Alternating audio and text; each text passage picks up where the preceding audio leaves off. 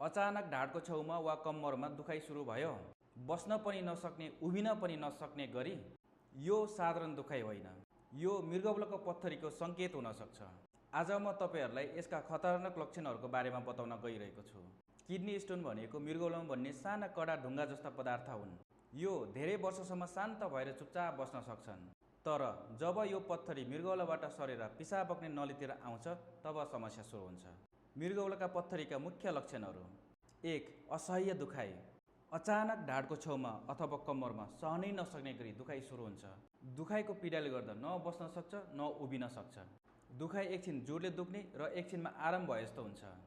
यो दुखाइ सरेर तल्लो पेट र पिसाब फेर्ने ठाउँतिर सरेर दुख्छ। 2. पिसाब गर्दा पोल्ने वा दुख्ने महसुस हुन सक्छ। 3. पिसाबमा रगत। यदि पिसाब रातो, गुलाबी वा खैरो देखियो भने यो गम्भीर सङ्केत हो। 4. पिसाबमा समस्या। बारम्बार पिसाब लाग्ने, थोरै मात्र पिसाब आउने, धमिलो पिसाब वा दुर्गन्ध आउने।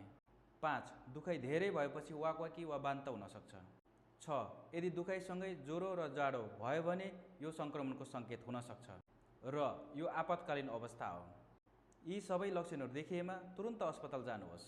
पत्थरी छ छैन पत्ता लगाउन अल्ट्रासाउन्ड, पिसाब जाँच र मृगौलाको जाँच गर्नुपर्छ। आजको जानकारी कस्तो लाग्यो कमेन्ट गर्नुहोला।